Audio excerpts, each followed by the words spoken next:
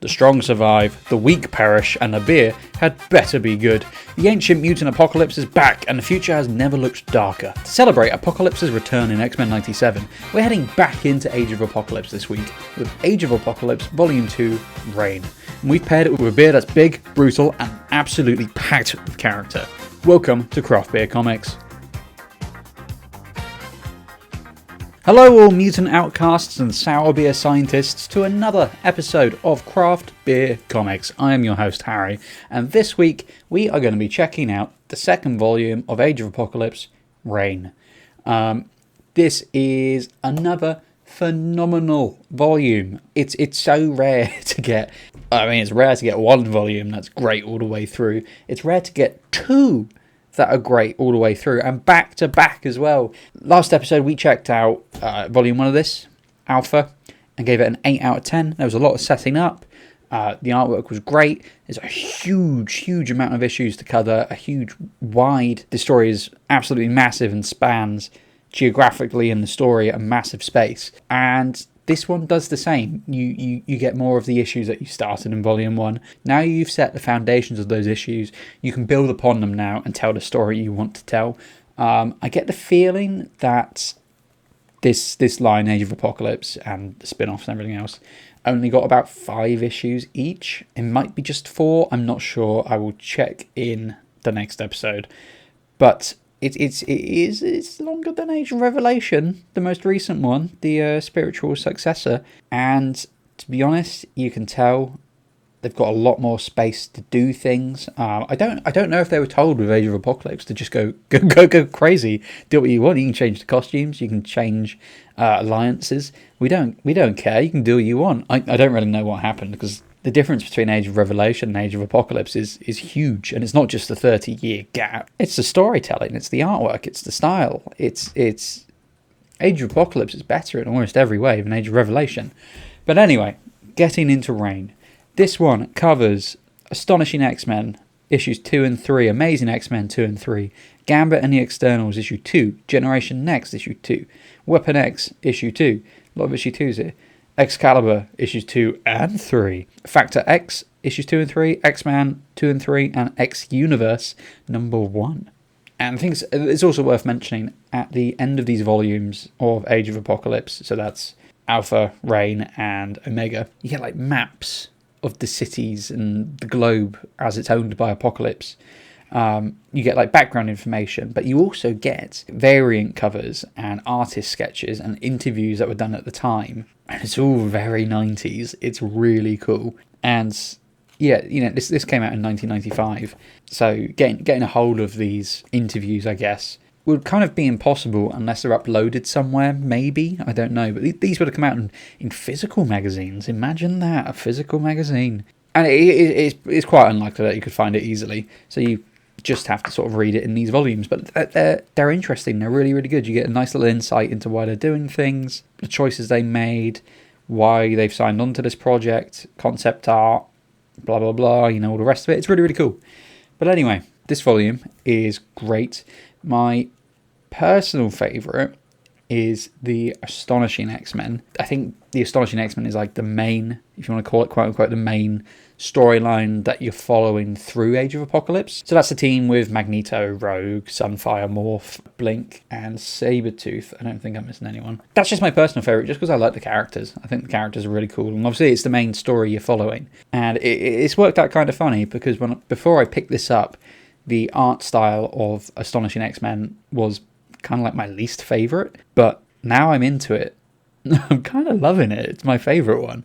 It really reminds me of Ultimate Spider-Man, not the most recent Ultimate Spider-Man, but the original Ultimate Spider-Man. That artwork, it reminds me of that. I don't know if it's the same guy. I bet it turns out it is. But there's a lot happening in this volume.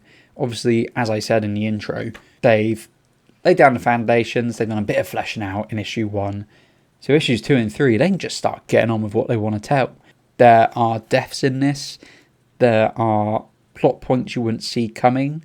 And I think the nicest aspect of this volume is you get X Universe #1, which gives you a bit of insight into what the other heroes are doing in this universe that aren't mutants. So you're talking Fantastic Four, Black Panther, the Avengers, Heroes for Hire, that sort of thing. And what you don't meet, like, you don't get you don't get walked through it like, oh, here is Ant-Man. This is what he is doing. Here is, I don't know, the Vision. Here is what the Vision is doing. It's not like that.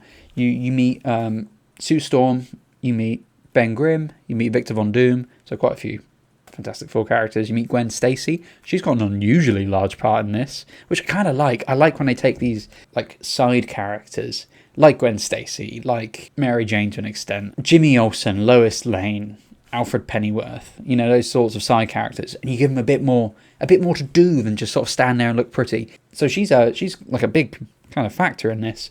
Who else do you meet? You see Tony Stark, you see Clint Barton, Hawkeye, and you sort of learn that they're some of the leading figures amongst the human high council that are operating out of Europe. And yeah, it's nice to get a bit more of a glimpse about what's going on there. It's a very, very setty-uppy issue, though. It's a case of, oh, I wonder who this pilot is. Oh, it's Ben Grimm. And who's his mate? Oh, it's Sue Storm. Wow, you recognise them. You know who they are. Yeah, they're from Fantastic Four. But they're not fantastic anymore. And there's only 2 of them. You do learn more about other characters in the universe. Most of them are dead. Peter Parker, dead. Human Torch, dead. Mr. Fantastic, dead. Black Panther, or T'Challa, he is actually dead. So yeah, there's a lot of dead. Namor, he's dead as well. That's all included in the like extras bit at the end. So you get the map and you get a list of some people who have died and how they died. Oh yeah, you also see Hulk. Hulk's kind of like weird, not really sure what's going on there. But yeah, that's a nice little touch. I'm glad they did that, because otherwise a lot of questions would have gone unanswered. You know, Age of Revelation, they kind of did it. They had that X-Vengers or whatever it was called. I didn't read it, and truth be told, I'm not going to. Age of Revelation Overture just left such a sour taste in my mouth that I don't have it in me to read the other ones. Even though, like, I know that Colossus is in the other ones, and he's my favourite X-Man, and I'd love to read that. But it's just, I can't bring myself to hurt myself more. But yeah, I just feel like Age of Revelation didn't do it very well. And this Age of Apocalypse seems like it is going to be doing it well. But we'll have to wait and see. I think there's going to be more in episode 3 when I eventually get volume 3. So, you know, listen to that one and see what I follow it up with, I guess. But the other stuff in this is it's all cool. You get some deaths. It's a little bit dark. You see the Imperial Guard, which was a twist I didn't necessarily see coming. The Gambit and the Externals issues are really good. I wasn't sure if I was going to like them in volume 1. They sort of seemed like they were good, they were enjoyable, they were fine. But this one, they are really cool. And what I do like is they've redesigned, obviously, everyone, but they've also really redesigned Sunspot, not Sunfire. I kind of wish they'd rename one of them, because it gets a little bit confusing, especially when they've got such similar powers. But his redesign's really cool, and you see more of him this time, which is nice. Generation Next was also a highlight.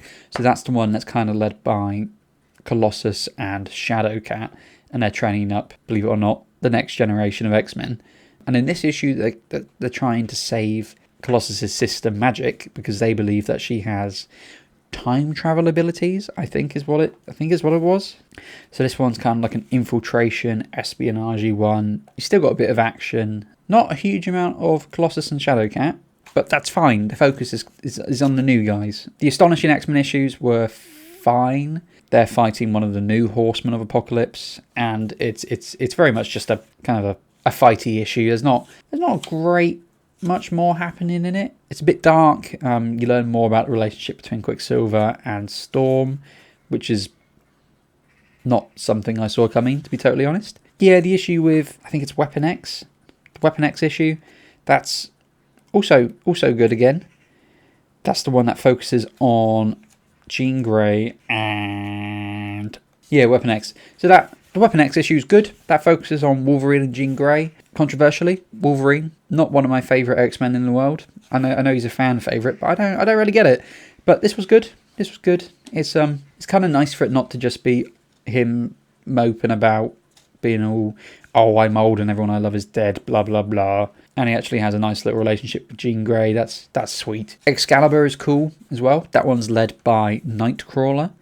In this issue, he's trying to find Destiny and also his mum Mystique. There's some nice little beats about like claustrophobia and whether or not Nightcrawler should save humans, blah blah blah. You see Deadpool in this one. There are some bits which seem a little bit rushed, but overall it's good. And then you see Mystique at the end, and I like Mystique. I think she's cool. Factor X, not X Factor. Factor X, because clearly they couldn't think of a better name than just switching where the X was in the title, but that's fine. We'll ignore that. It was 1995. You see Polaris, who is Magneto's daughter, I believe, but in this, she's not. She's just kind of mental. X-Man, which is led by Cable, who's not Cable. He's X-Man, and Forge. Forge is all fucked up, to be honest. But he's more of like a father figure to Cable. This feels more like a setting up issue. It feels like they needed to give motivation behind why Cable was going to go after, or X-Man was going to go after the bad guy. Yeah, it's all good. My only complaint with this one, I think, is that, oh yeah, also Doug Ramsey's in it, which was a surprise. I sort of turned the page on, I think, Excalibur issue 2, and I was like, oh, it seems that Destiny has a son that she's adopted called Douglas. And I sort of turned the page and was like, oh, there's that son of a bitch. You don't know what you're going to ruin in the future, you bastard. But that was cool. I'm hoping they do more with him in the next volume.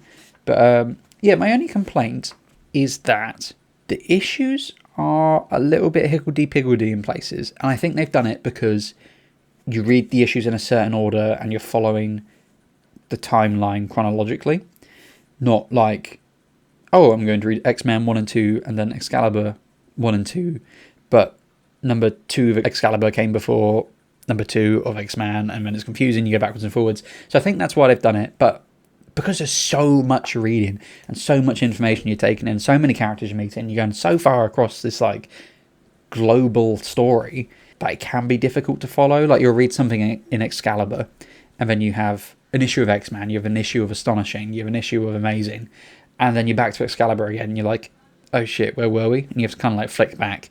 But that's not an issue with the comic itself, like the story or the art. That's just an issue with how they've printed it, which I'm not going to criticise too heavily because it's not the writer's fault. It's been done, I think, with good intentions. It's just me and my terrible memory. But yeah, the art in this yet again, great. I think they keep all the same artists throughout the issues.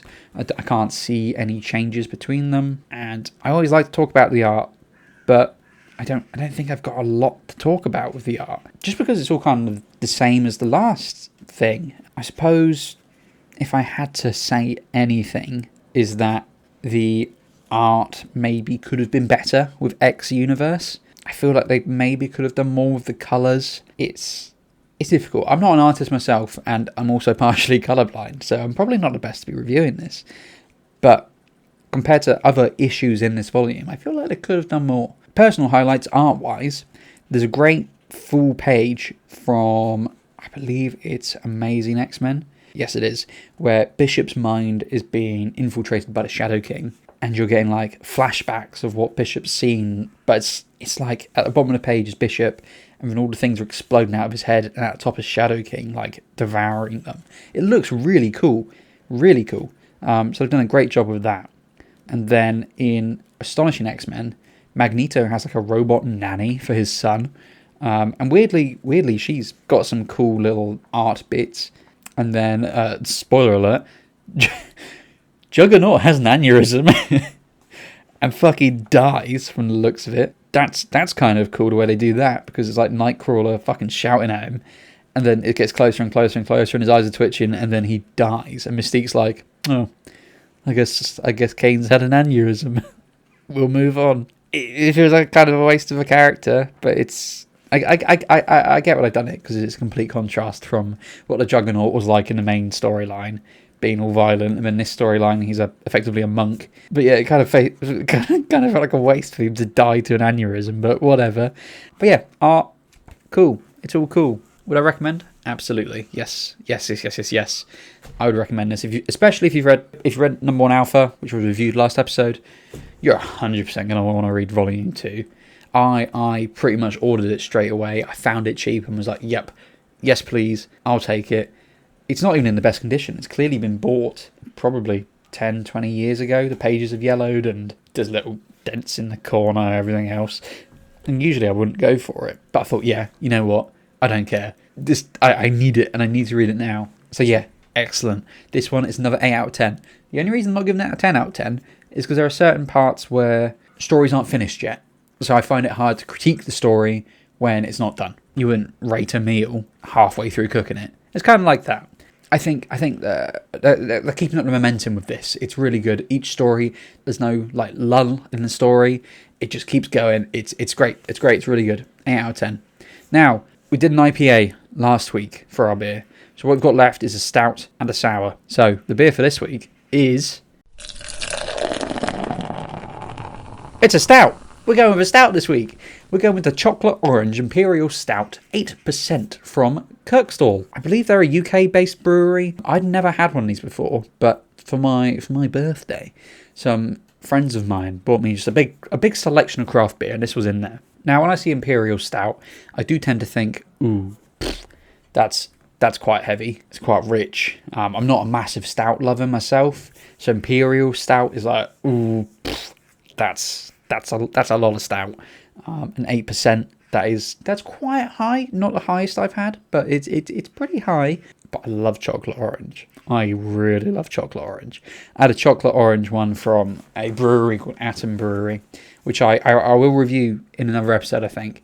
But for today, we're going with this one, and it was delicious. It was delicious. So yeah, this one. Let me read you the description for this one. A very special imperial stout, rich with chocolate malt and oats, boosted by the delicious flavour of a chocolate orange. Allergens are malted barley, oats, and wheat. In brackets, gluten. Gluten-free? No. Vegan? Yes. This one's great. It's not super overwhelming. It's subtle. It doesn't taste that artificial. I don't know if they've used actual cocoa nibs or anything, because I can't find the ingredient list for this one, and I also don't have one to hand, unfortunately.